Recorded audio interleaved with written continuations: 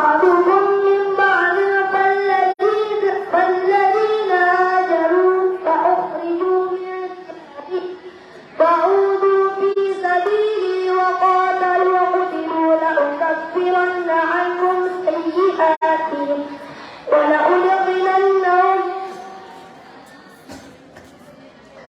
ولأدخلنهم جنات تجري من تحتها الأنهار ثوابا من عند الله والله عنده حسن الثواب.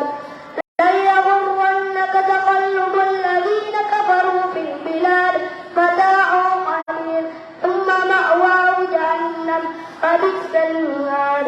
لكن الذين اتقوا ربهم لهم جنات تجري من تحتها الأنهار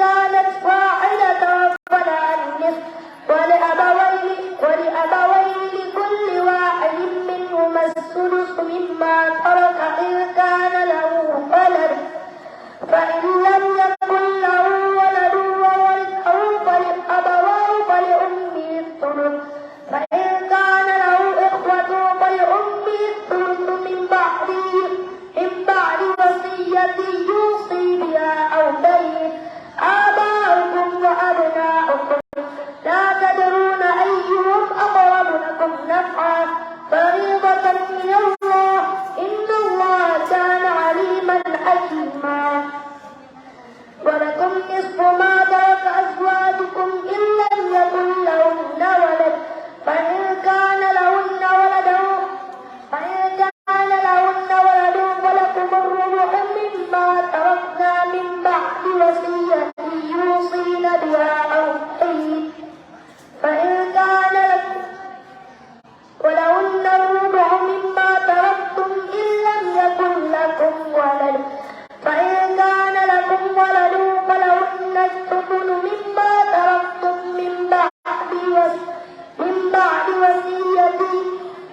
بعد وصية توصون بها أو دين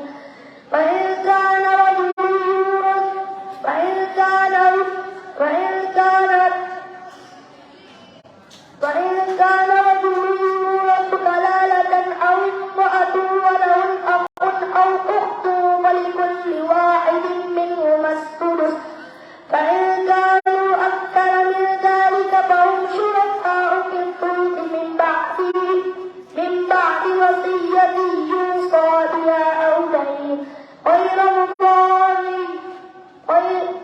غير مضار من الله والله عليم غير مضار وصية من الله والله عليم حليم تلك حدود الله فمن يطع الله ورسوله يدخله جنات تجري من تحتها الأنهار خالدين فيها وذلك الفوز العظيم ومن يعص الله ورسوله ويتعد حدوده يدخله نارا خالدا فيها وله عذاب مهين واللاتي يأتين الفاحشة من نسائكم فاستشهدوا عليهن أربعة منكم فإن شهدوا فأمسكوهن في البيوت حتى يتوفاهن الموت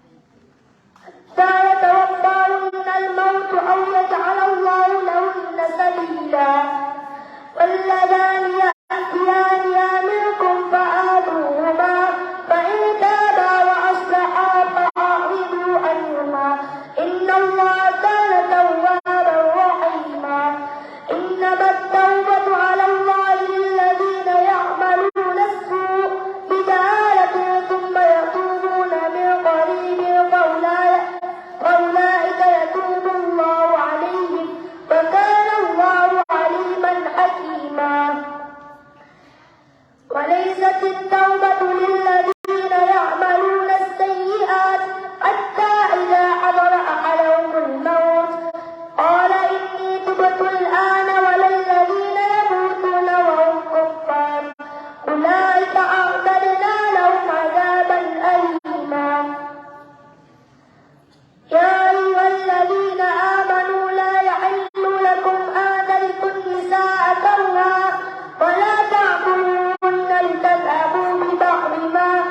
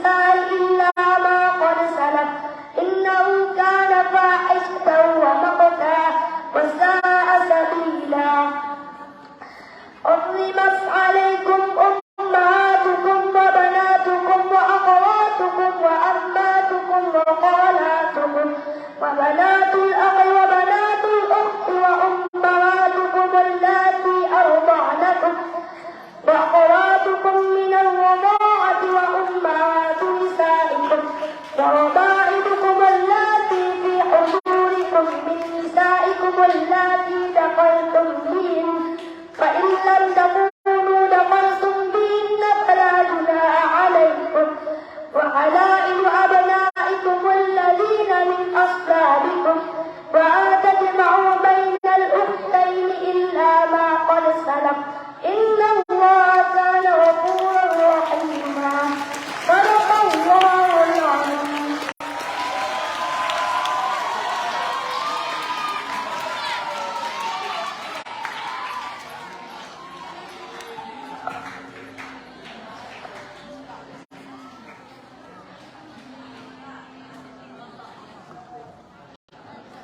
Langsung saja soal pertama.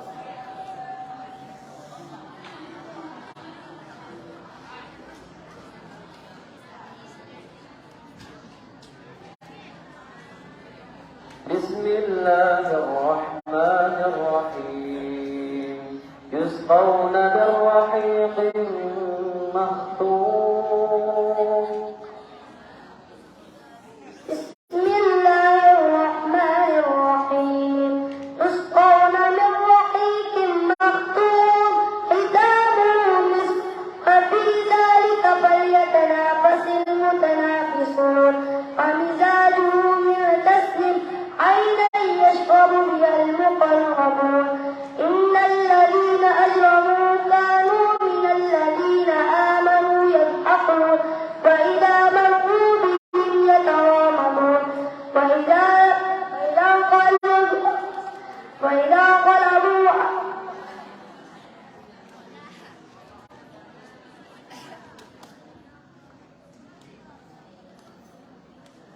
وإذا مروا بهم يتغامزون. وإذا مروا بهم يتغامزون وإذا قربوا إلى أهلهم انقلبوا فكهين وإذا رأوهم قالوا إن هؤلاء لضالون وما أرسلوا عليهم حافظين. فاليوم الذين آمنوا من الكفار يضحكون على الأرائك ينظرون هل ثوب الكفار ما كانوا يفعلون. Surat apa? Al-Kahfi.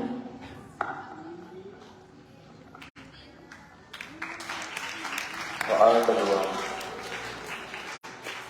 Bismillahirrahmanirrahim.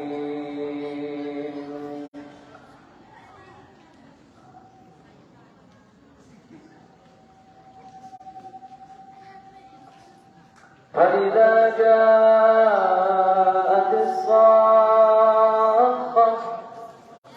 بسم الله الرحمن الرحيم. فإذا جاءت الصاخة يوم يفر المرء من أخيه وأمه وأبيه وصاحبته وبنيه لكل امرئ منهم يومئذ شأن يغنيه. وجوه يومئذ مسفرة ضاحكة مستبشرة ووجوه يومئذ عليها غبرة ترهقها قدرة أولئك هم الكفرة الفجرة. Surat apa? Lahir bacaan surah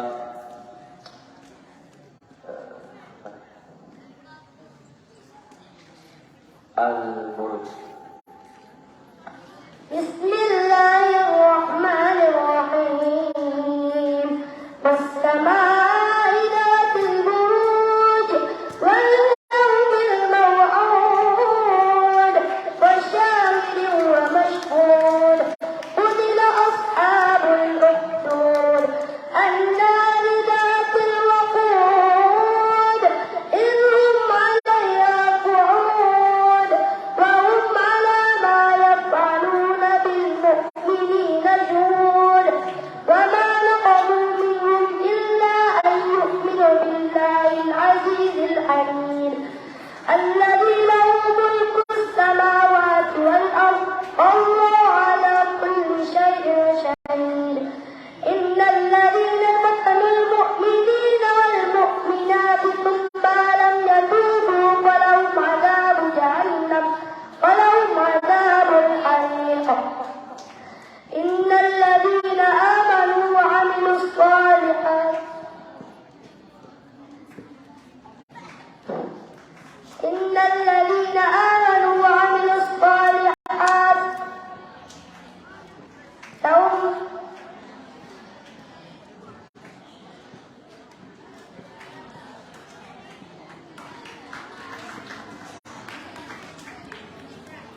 للذين آمنوا وعملوا الصالحات إن الذين آمنوا وعملوا الصالحات لهم جنات تجري من تحتها الأنهار وذلك الفوز الكبير. إن بطش ربك لشديد إنه هو يبدئ ويعيد وهو الغفور الودود ذو العرش المجيد فعال لما يريد. هل أتاك حديث الجنود فرعون وثمود بل الذين كفروا في تكذيب والله من ورائهم محيط بل هو قرآن مجيد في لوح محفوظ. صدق الله العظيم.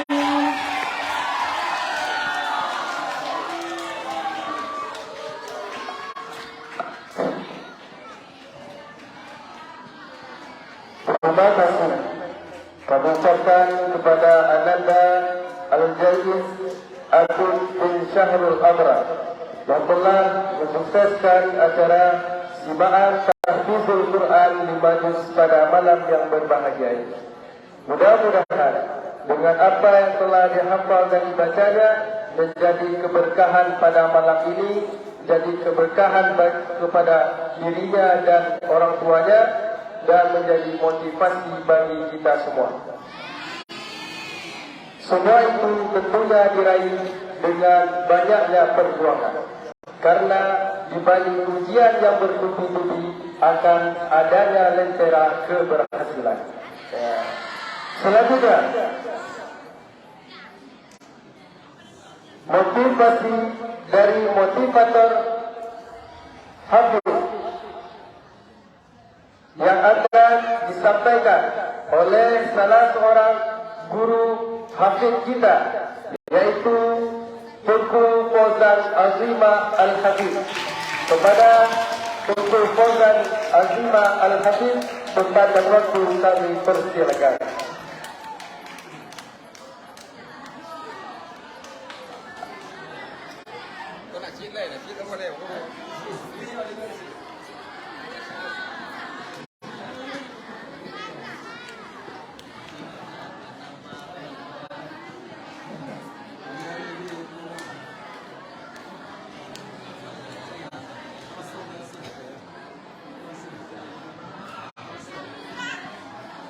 Assalamualaikum warahmatullahi wabarakatuh.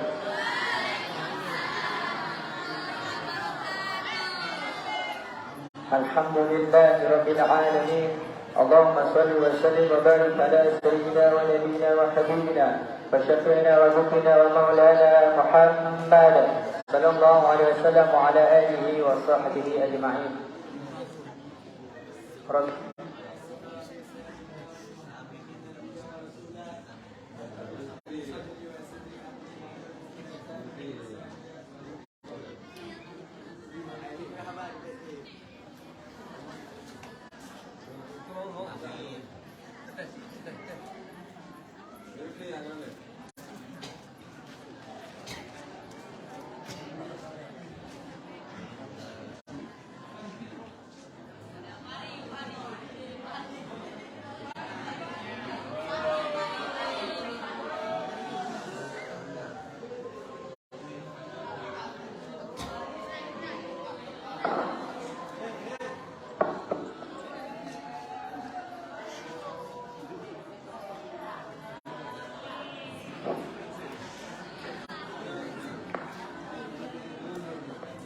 محمد النبي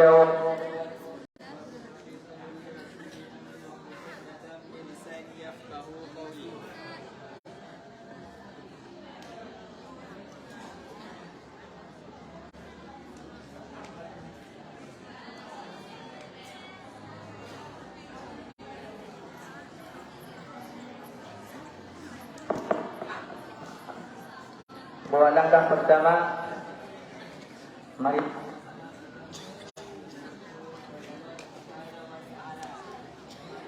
Allah yang telah memberikan kita nikmat pada hari ini sehingga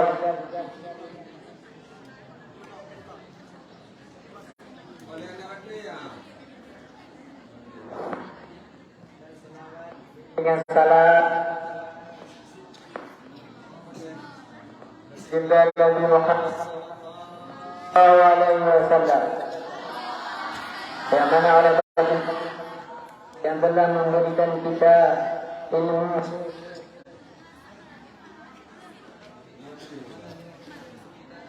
kepada Allah Subhanahu wa Ta'ala.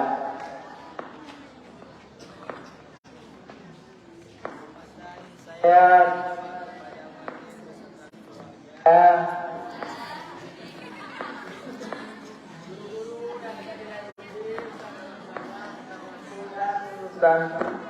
kami dan santriwati yang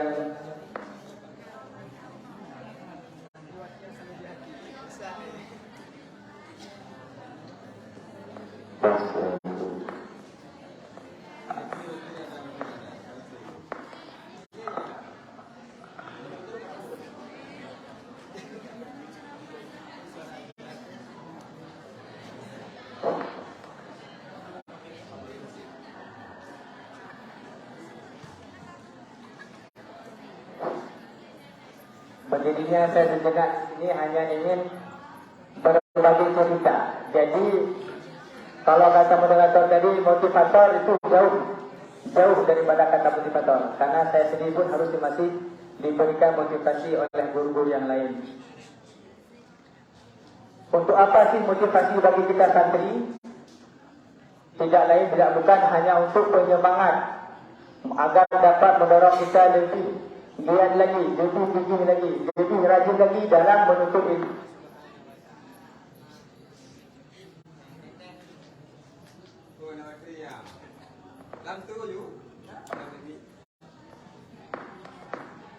Saya hanya ingin berbagi cerita.